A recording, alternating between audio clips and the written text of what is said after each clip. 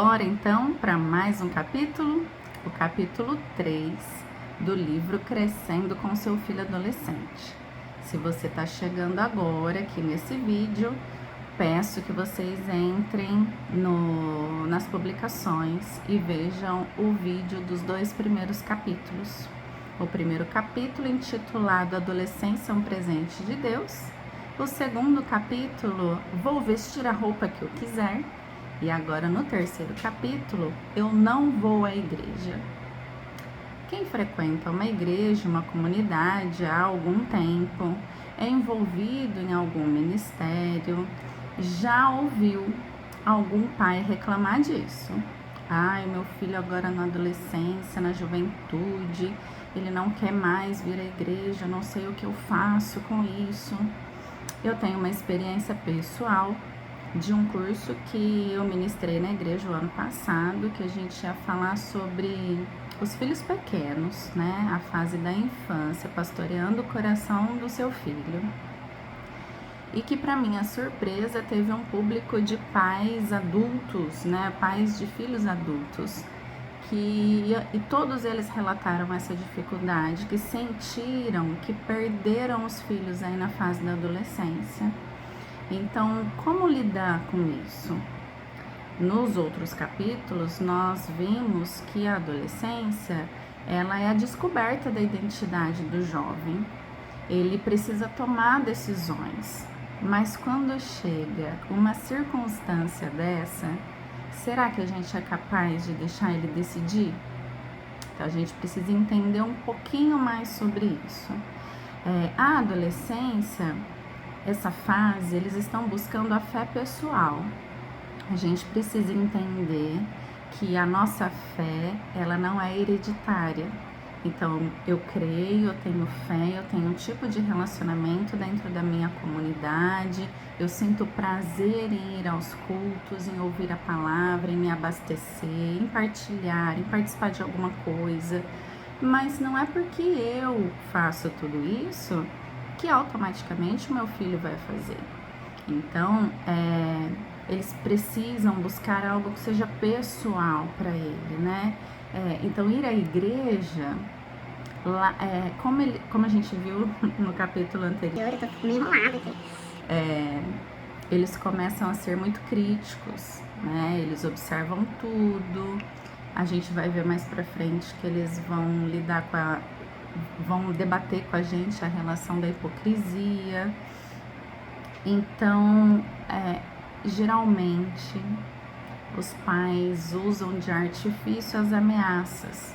Então, se você não for à igreja comigo, você vai ficar sem celular, não vai poder ir para suas redes sociais.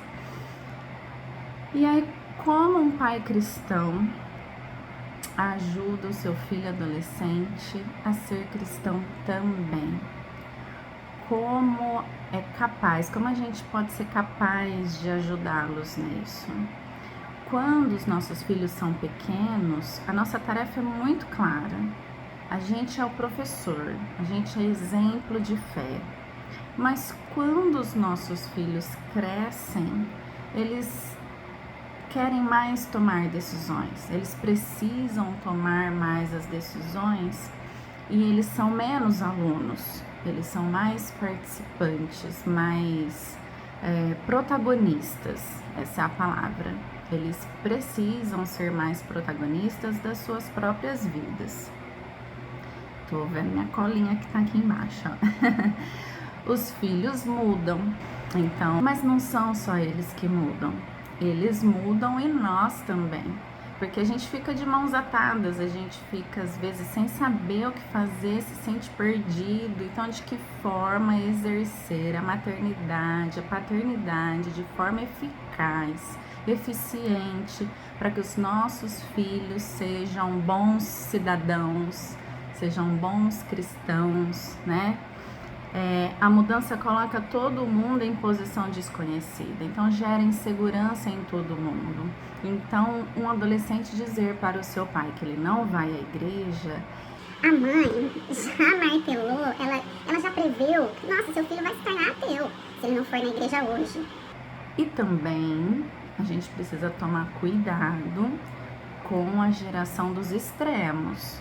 Então, ou a gente proíbe demais e quer que eles sigam muito o que a gente fala, ou a gente fala, não vai adiantar falar, então relaxa.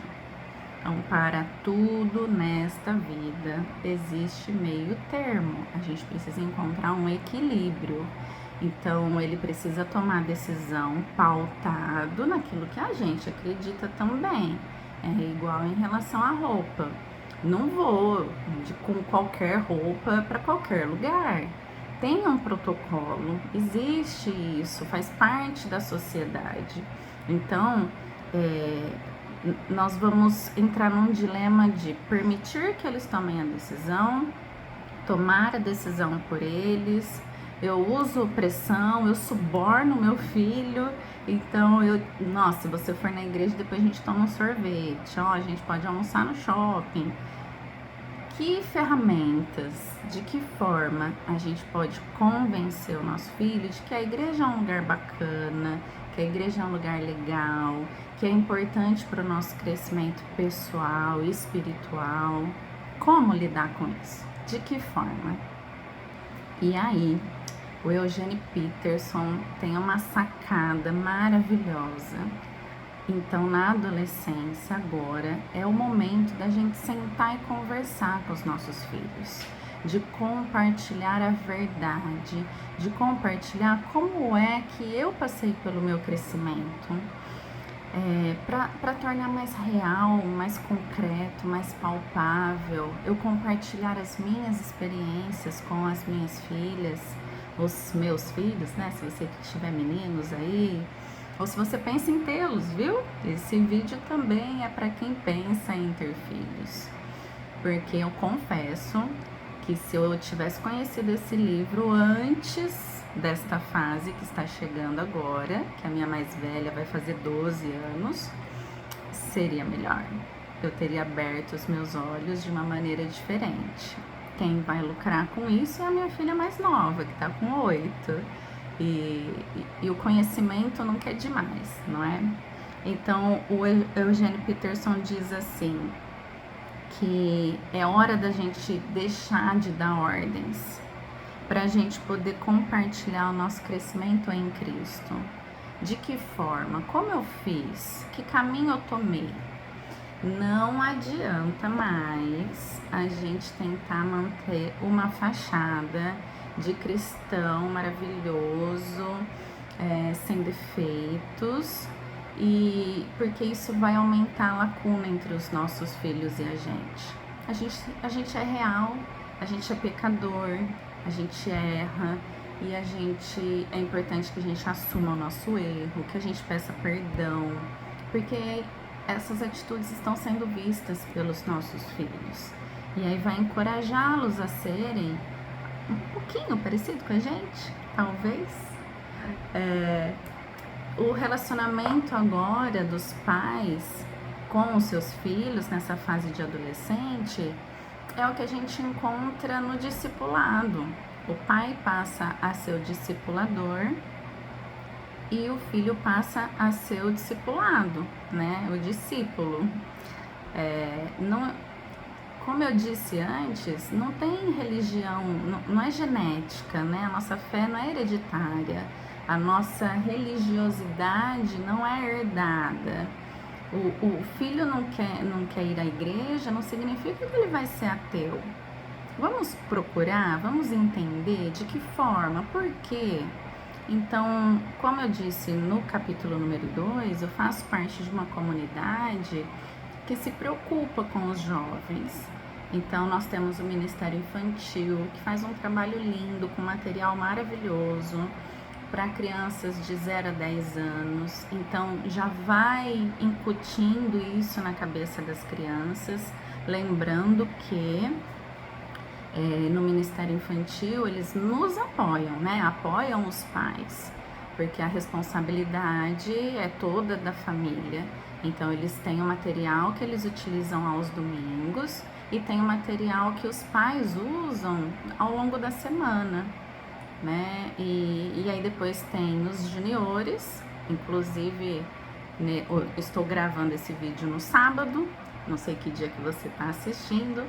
Teve um evento de sexta para sábado chamado Acampa Dentro, onde foram os juniores, e tinha mais de 12 jovens de 10, 11 a 12, 13 anos.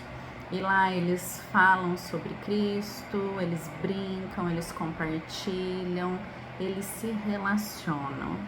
Porque não querer ir à igreja também está relacionado com o relacionamento. Está relacionado pela falta de relacionamento que esse jovem tem dentro da igreja.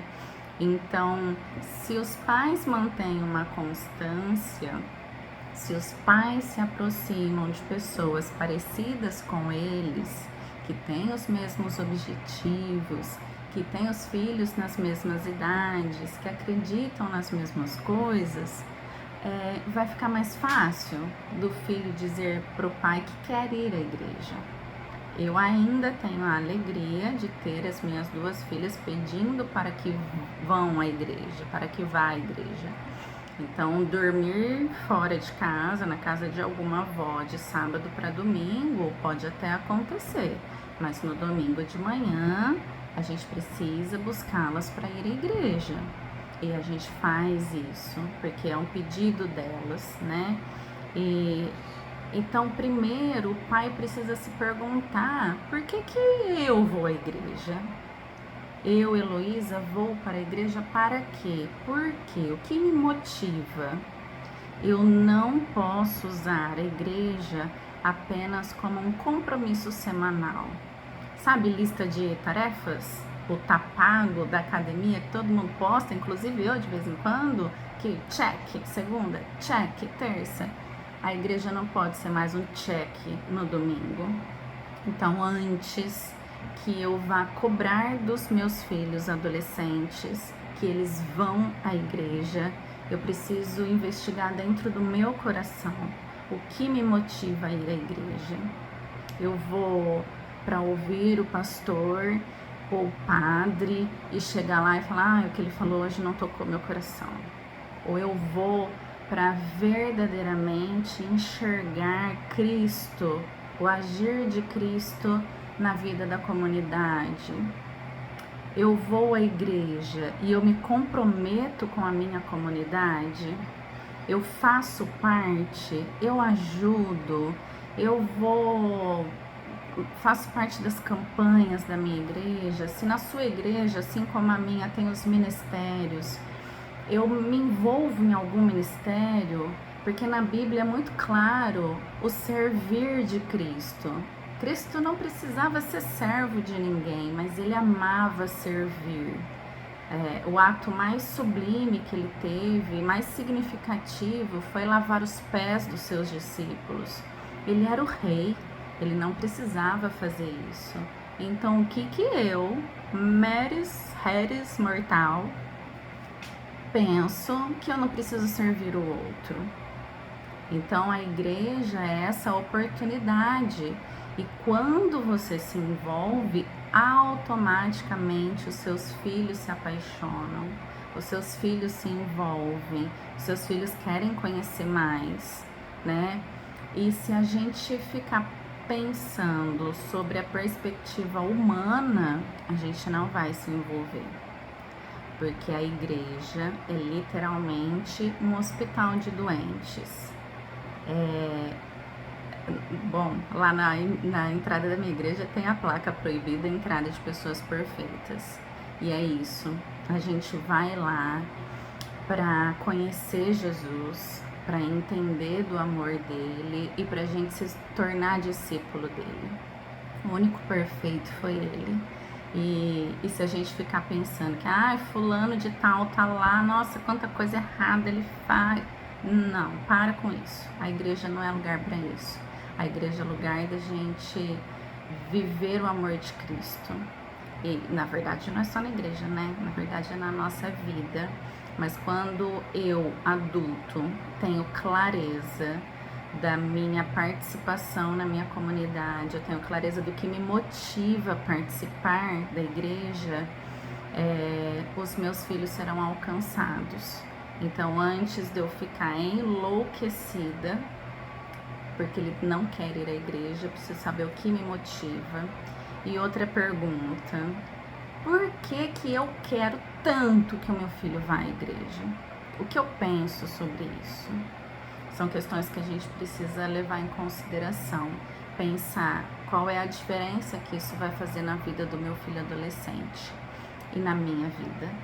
Então, é um assunto muito legal. São questionamentos para a gente pensar, mas que fica de mensagem é isso.